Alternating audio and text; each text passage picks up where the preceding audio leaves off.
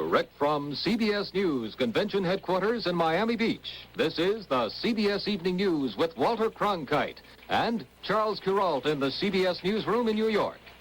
Eric Severide in Miami Beach, Charles Collingwood in London, George Herman in Washington, Marvin Kalb in Washington, Robert Pierpoint in Washington, and Daniel Shore in Washington. Good evening. The deep split between moderates and conservatives that marked the last Republican convention already is putting its brand on this one. Both sides are trying to avoid any open fights, but beneath the Rockefeller, Nixon, Reagan scramble for delegates is the ideological division, and it comes to the surface when they speak of party policy. The split was demonstrated here today when Reagan and New York's liberal Mayor John Lindsay appeared before the Republican Platform Committee with views as far apart as their home states of California and New York. First, Lindsay.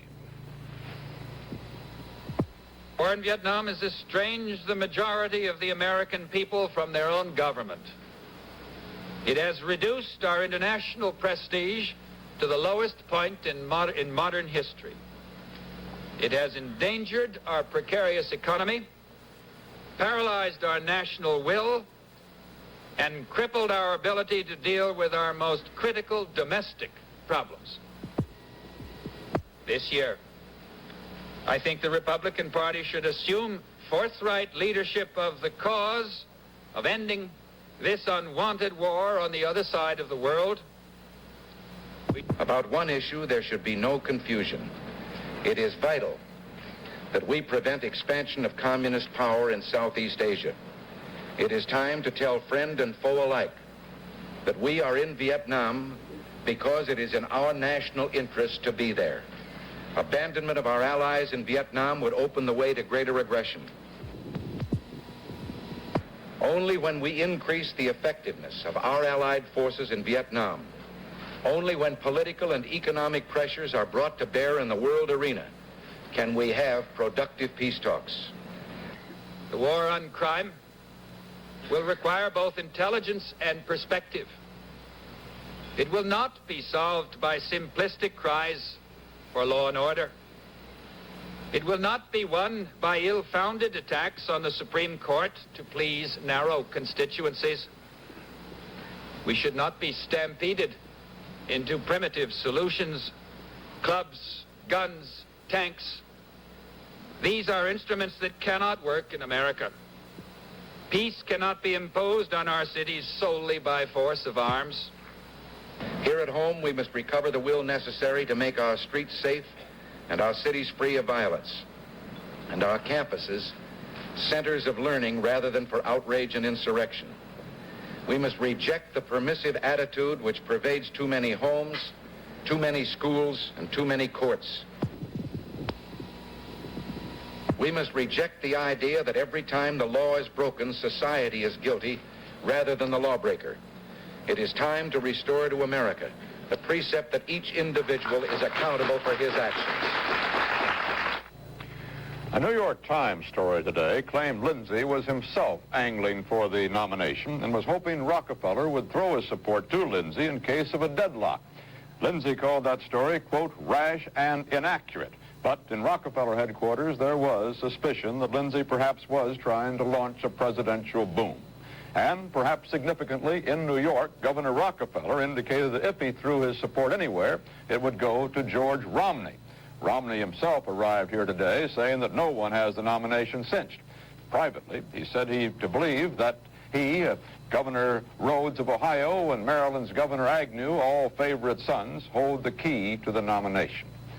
In the day's parade of witnesses before those platform writers was the Reverend Ralph Abernathy, head of the Southern Christian Leadership Conference, pressing his campaign against poverty and hunger. Why is it that we pay a Mississippi senator's plantation $13,000 a month not to grow food or fiber, and at the same time we provide only $9 a month for a starving child in that same Mississippi state? If we analyze this obvious injustice, we will begin to understand what is wrong with America. We will understand that what we really have is socialism and welfare for the rich and free enterprise for the poor. We will understand that we must change the priorities in our national life.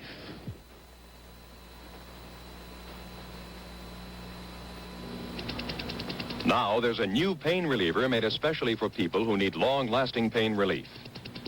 For people with arthritis, long-lasting muscular aches, pain that disturbs sleep. It's new timed release Measurin, the pain reliever with a built-in second dose, so you take it just once every 8 hours. For long-lasting relief, Measurin gives you a double dose of aspirin. Each tablet of timed release Measurin has over 6,000 separate reservoirs of aspirin. When you take Measurin for temporary relief from minor arthritis, pain, and stiffness, it works fast and keeps on working, so your comfort is long-lasting. When you take Measurin at bedtime, its built-in second dose gives you maximum nighttime pain relief. Helps you wake without stiffness. For convenience, just take 2 Measurin tablets when pain starts, and not again for 8 hours. Get new timed release Measurin, the pain reliever with a built-in second dose for long-lasting pain relief. It appeared for a while today that the summit talks between the Soviet Union and Czechoslovakia in Little Cherna were over. Then the Czech news agency reported that because of a last-minute disagreement over a communique, they'll meet once more at a 4th session tomorrow morning. We have a report from CBS News chief foreign correspondent Charles Collingwood in London. The last-minute hitch in the writing of the communique in Cherna shows that there are still differences between the Czechoslovak and the Soviet Communist parties over just what it is that they've agreed to in these last 3 days of strenuous negotiations. But when I flew from Prague only a little more than 3 hours ago to be able to come here to broadcast from the studio in London, there was a strong and growing feeling of optimism that the Czech Presidium had stood its ground firmly enough to have at least avoided the worst. What led to this optimism was a strong hint on Czech television a few hours ago. An extraordinarily friendly scene between the Czechs and the Russians at Cherna. What happened was that just before lunch, the two sides decided to take a stroll through the town. White-haired President Ludvík Svoboda of Czechoslovakia walked along with Premier Alexei Kosygin of Russia on one side and Josef Smirkovsky, chairman of the Czech National Assembly, on the other. Their mood and manner was relaxed and friendly. The other members of the two delegations, the topmost political figures of the two countries, seemed equally amiable and at ease. Brezhnev was not in this group. He had taken ill and had gone to his special train, and Alexander Dubček had visited him there. When Alexander Dubček himself arrived, as the others, Svoboda, Kosygin there, were strolling through the grounds opposite the railway station near where they're meeting, when Dubček arrived and plunged into the crowd, dapper, smiling, very much the hero of the hour among his own Slovak people, the crowd in the little Slovakian village of Chernia went wild. Dubček shook hands with them so cheerfully that the official Czechoslovak news agency Chetika said that the conversation was so friendly that it could be judged that this optimistic-sounding discussion, it could be judged from that the talks are going successfully. And to the Czechoslovak people who had feared the worst, this scene of Russian and Czech friendship and cheerfulness, after the 3 days of official silence, seemed to mean that perhaps their battle to preserve the relative degree of freedom which they claim had not been lost. But the haggling over the fine print in Cherna tonight would seem to indicate either some new Soviet demand or perhaps some effort to sugarcoat some Czech concessions, either in substance or in spirit. The Czechoslovak people are almost exhausted tonight from the suspense. They feel that they've been fighting a great battle. They expect in their heart of hearts that there will be some casualties. But they hope that they will have won the chance to continue their successful, or to continue what they hope will be their successful experiment in wedding democracy and communism. Charles Collingwood, CBS News, London. In Paris today, American and North Vietnamese negotiators met for the 15th time. And Averell Harriman said afterward, "There's nothing new I can report today." There were the usual exchanges, Hanoi rejecting what it called the absurd demand of Secretary of State Dean Rusk that the North Vietnamese join in scaling down the war. Allied forces in Vietnam have teamed up to strike an enemy base in the heart of the Mekong Delta, an area where the enemy had never been challenged before. U.S. helicopters and Navy gunboats led the assault. Then about 750 South Vietnamese troops dropped into water landing zones. The Allies say the overnight battle killed at least 93 Viet Cong and wounded only 2 government Marines. Elsewhere today, there was little ground action. Late in the day, President Johnson called reporters to his office to make an announcement based on American intelligence reports from Vietnam. That story in a moment.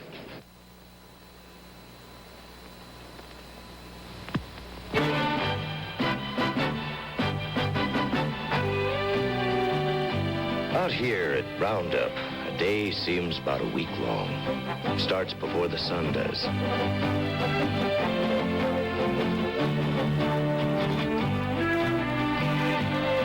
All day long, you're cutting cows and picking little old strays out of the mesquite.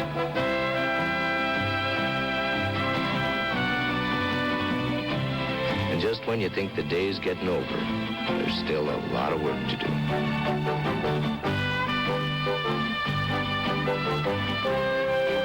But I'll tell you something. There's never been a working day yet when you couldn't take time for a good smoke. Come to where the flavor is. Come to Marlboro country.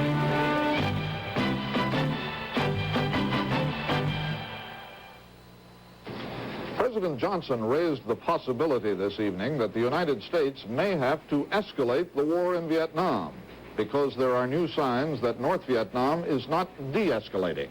The president made his statement at an impromptu news conference at the White House. Robert Pierpoint was there.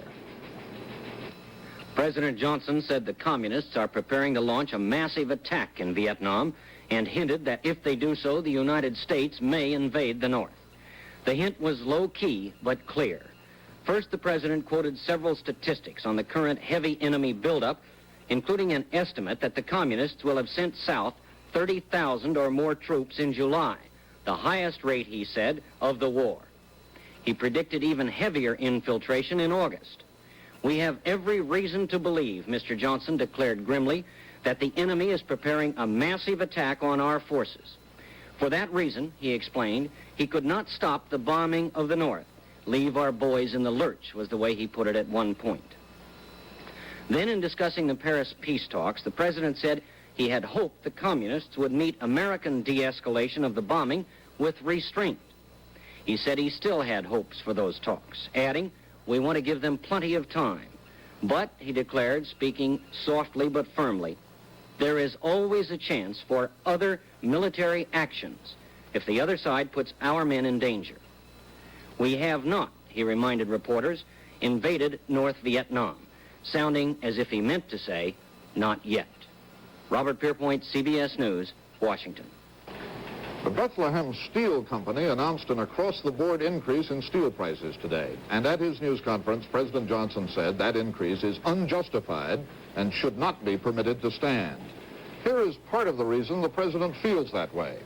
The cost of living went up more last month than in any other month in the past 2 years. The Labor Department said it jumped 0.5%.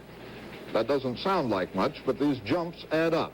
What cost $10 10 years ago now costs $12.90. The steel industry offered today a textbook example of how this wage price spiral works. Yesterday, the Steelworkers Union won a record $1.5 billion contract. When today, Bethlehem Steel raised prices across the board by about 5%, Armco Steel said it would follow Bethlehem's lead. U.S. Steel raised prices on its tin mill products. This may mean the prices of things like cars and refrigerators will go up, which means wage earners will want higher wages to buy those things, and so on and on.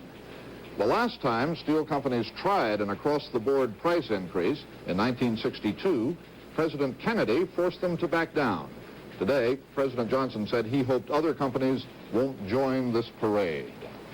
The New York Stock Exchange was closed again today to let brokers catch up on their bookkeeping, so today's economic news had no immediate reflection on Wall Street.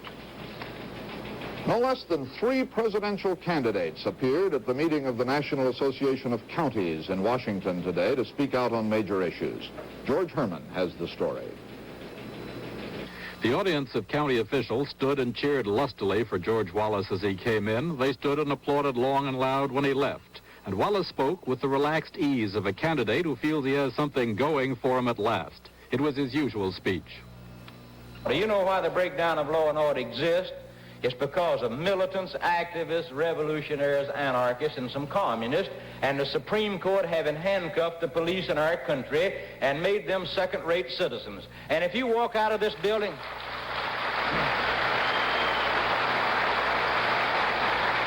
And if you walk out of this building today and get knocked in the head, the person who knocks you in the head is out of jail before you get in the hospital, and on Monday they'll try the policeman about it. He'll wind up getting in trouble about it. Hubert Humphrey put into the record, but didn't read, a speech text issuing a call for free and open elections in South Vietnam, including all political parties there, and backed by a promise that America would abide by the results.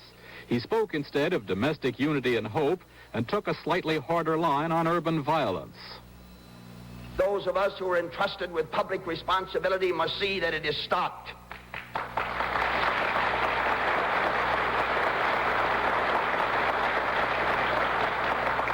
And it must be put down promptly and firmly and effectively. Richard Nixon spoke briefly, joked happily, and showed the confident air of a man who feels the nomination in his grasp and the election leaning his way. Now, it is true that Vice President Humphrey has served in a distinguished way as Vice President of the United States.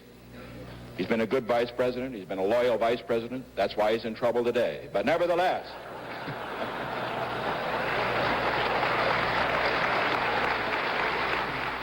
And apparently there was trouble for the Vice President today. Meeting with reporters after the Vietnam election part of his speech had received wide play as a break with administration policy, he deliberately played it down as nothing really new. What I said is, I believe in the principle of one man, one vote. I believe that the people that in the ultimate settlement of the problems of Vietnam, since those problems are essentially going to be settled with a political solution, that we must have free elections in which all those who are willing to engage in the peaceful processes of an election, all groups and all individuals shall participate, period. Now, I have said this about 45 times, I didn't know it was news any more than today is Wednesday. The Vice President was asked if his views were compatible with Saigon's. I'm not sure that my views are even compatible with the government of France or Britain or Germany. I don't know. I'm trying to make them compatible with the views of the government of the United States. I'm having a little trouble on that. This is part of the Vice President's problem. He is supporting the Johnson administration's policy on Vietnam, and yet as a candidate, he is driven by both conviction and politics to disagree with aspects of it. Whenever he does, newsmen latch on to the difference. The White House and the State Department get agitated. The Vice President spots the storm clouds and begins to back off. Fact is, although he has supported the notion of one man, one vote in the past in South Vietnam, his stress today on every group being allowed to join in the political process is new. And it did surprise and annoy a number of officials who now see new problems requiring lengthy explanations between Washington and President Chu. The reason is that the South Vietnamese Constitution specifically outlaws the participation of the National Liberation Front in an election. Only individuals who renounce the use of force are allowed to vote. It's clear the Vice President is in the midst of a slow and agonizing process of disengaging himself from administration policy on Vietnam. His staff is even debating the merits of disowning the bombing policy. But given past practice, no one here seriously expects that in the end, the Vice President will ever oppose the bombing so long as the President supports it. Marvin Kalb, CBS News, Washington. In New York, Senator McCarthy disagreed with the Vice President's suggestion of today McCarthy said free elections involving all factions in Vietnam now is not a realistic idea. From California, CBS News correspondent Terry Drinkwater reports to us the apparent failure of the efforts of California opponents of Governor Reagan to force a recall election this November. Today was the deadline when 780,000 valid signatures were needed, and while the recall sponsors said they had submitted petitions with some 1 million signatures on them, they conceded they did not think there were enough valid names. Democratic Senator J. William Fulbright has won yesterday's primary in Arkansas. Fulbright received over 50% of the vote, which means he won't have to go into a runoff.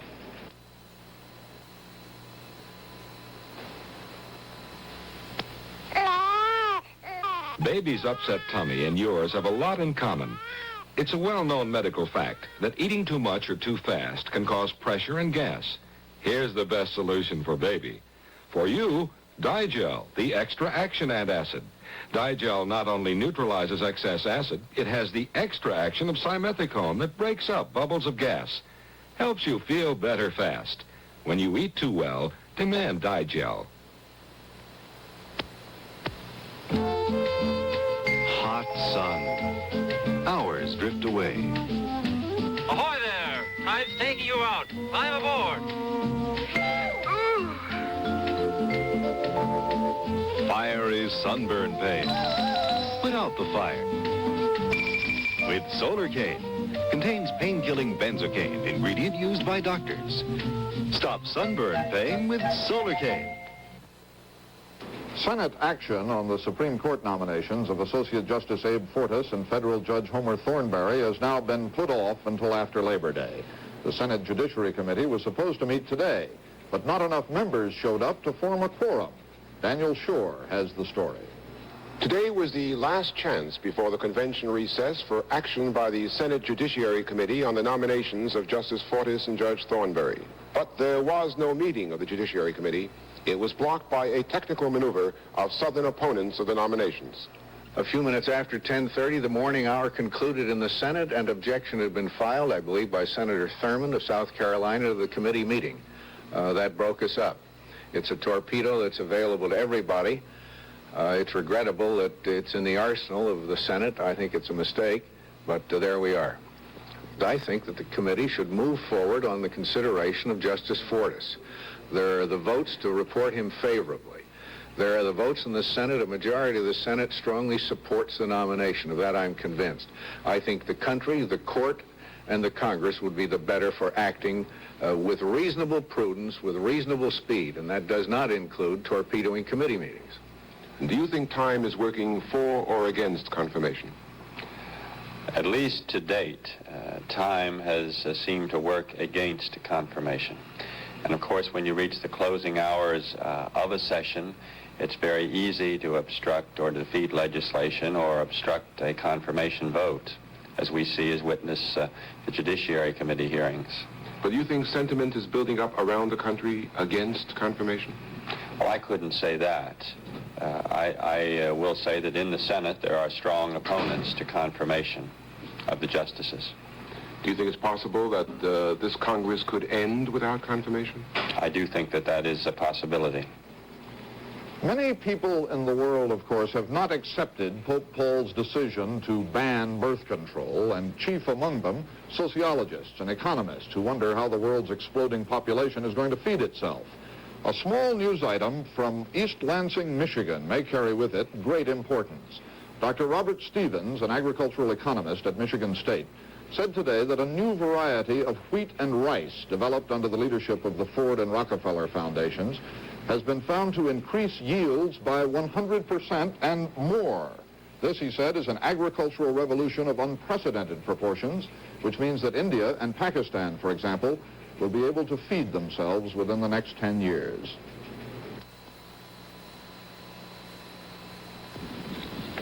You won't get your vitamins munching peanuts for lunch. I'm miles from the nearest diner. Aren't you going to stop for lunch? I'd rather skate than eat. What's a mother to do? Serve them Total, the vitamin cereal, the only leading cereal hot or cold with a whole day's vitamin supply. One bowl, 1 ounce, gives you 100% of every minimum daily adult vitamin requirement now set by the U.S. government. Enjoy Total every day. Feel vitamin. vitamins safe all day.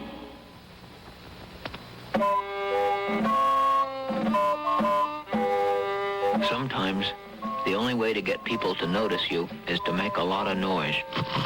Make noise with bugles.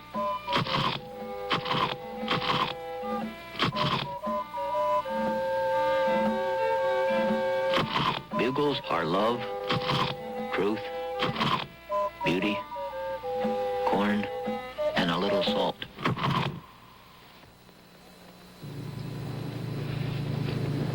This is Eric Severide. One very distinguished political scientist in this country put it this way: there cannot be democracy without politics, there cannot be politics without parties, and there cannot be parties without compromise and moderation.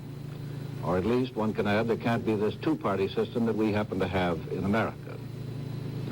So the job here this week in Miami Beach is to try to find the grounds for these compromises. We had the division today very dramatically. Mayor Lindsay of New York thinks that society in general is responsible for the plight of the poor. Governor Reagan suggests that the individual himself is more responsible. Poverty is a chief cause of crime and violence, according to the mayor. The governor very much doubts that. Mr. Lindsay emphasizes social justice. The governor emphasizes social order.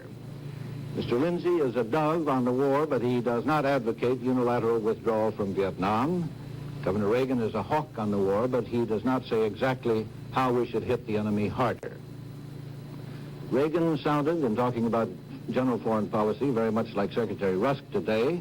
Mayor Lindsay sounded very much like Senator McCarthy. This party, at least, is getting back on the main highway after that disastrous detour 4 years ago. But the main highway does have several lanes, the center and the right and the left. The guardians of the party philosophy this week will try to take it down the center lane, well aware that if you do that, your fenders can get scraped a bit on both sides. Governor Reagan was the first real live candidate for the presidency we've had arriving here in Miami Beach. He professed himself a bit pained by the cynicism of the press, which does not believe that he is not a candidate. He said finally that in the highly unlikely event that the party should turn to him, he would regard it as his patriotic duty as a citizen to accept the nomination for the presidency.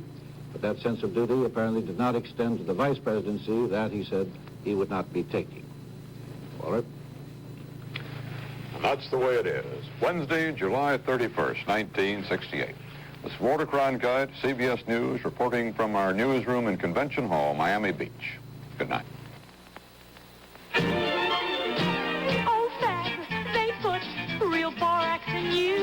I thought little girls were supposed to be dainty, but Jenny's just as bad as the boys. Thank goodness Fab has real borax to take care of the whole mess. Gets everything fresh and spotless. A clean you really can get close to. It's a new kind of clean you want to get close to. Oh, Fab, I'm glad they put real borax in you. The ring is off, and so is the engagement. But all I said was... That you can't stand my breath. She needs a mouthwash for lovers. Honey, my boyfriend once said my breath was bad enough to kill a moose. What did you do? Got Colgate 100, mouthwash for lovers.